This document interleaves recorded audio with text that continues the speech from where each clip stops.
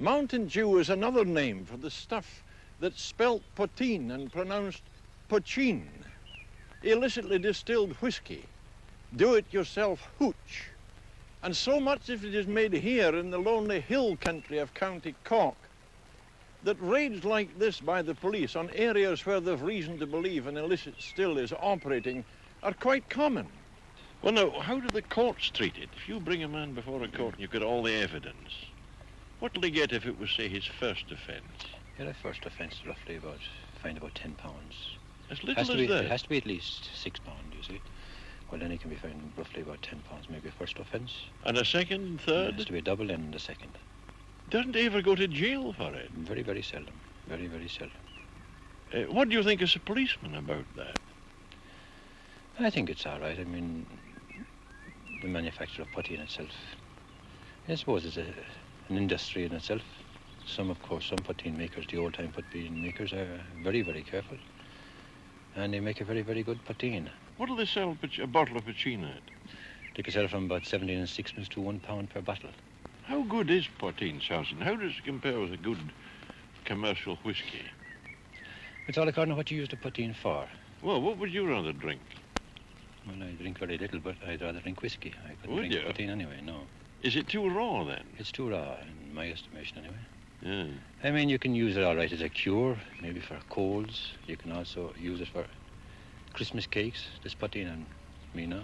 Must be an awful lot of coals and Christmas cakes eaten in this part of Ireland. I'm told there's a lot of poteen drunk. There is a fair share of it, all right. The war between the police and the poteen makers, you could very nearly call it a game, is conducted on gentlemanly lines with no ill feeling on either side. Both police and moonshiners abide strictly by the rules. That's to say, the police must catch a man red-handed actually making the stuff. And the moonshiners, on their part, offer no resistance when they are caught. It's a fair cop, and they go quietly. If you were to draw a line down the middle of Ireland, you could say roughly that the poteen country lies to the west of it. But there's not so much of it made now up in Galway and Connemara, which used to be the great place for poteen making, because there the church has cracked down on it in earnest. And in this devoutly Catholic country, a black robe carries more authority than a blue uniform. When I mentioned to a citizen of these parts that it would be nice to see a still in actual operation, he said the matter could be arranged, but of course it would take time, say half an hour. And sure enough, back he came and said he'd found the very man for the job, and him just round the corner too, you might say. So here I am, about to have my arranged interview with a County Cork moonshiner, or rather, an ex-moonshiner, because I want to make it abundantly plain that the man I'm about to see hasn't handled a still since 1872. So, this is how it's done. This is how it's done. Can you explain the process to me, Natty? I can. What's this now? That's beer. They call that beer. Uh-huh. It is made out of malting barley. That's your fermented liquor? Yes. Yeah, It was steeped in that barrel first, you see. I see. And then, when it was there for about 4 days, and then we put it over into this, and boil this it boiler. up. And Yeah. it's boiling now, and it will come up in vapor Yeah. into this head, and it'll go Yeah. along here, then you see.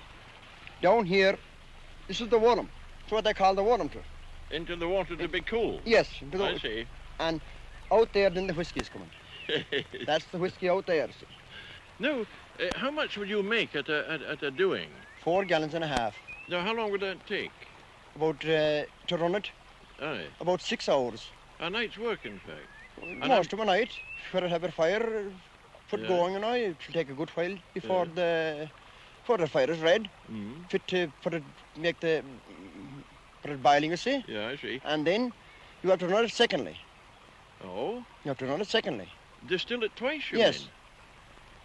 Why? The first run, now that's coming out there, it is only singling, they call it. It's not strong enough the first Not time, strong you enough. mean. How good is it?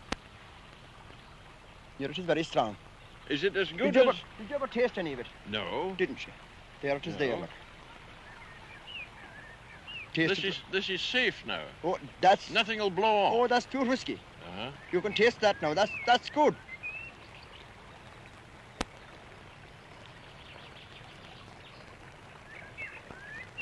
Well, it's certainly strong. You may be sure it's strong. Yeah. That is good whiskey. It is. Now, I'm told this sells at £1 a bottle. Pound a bottle.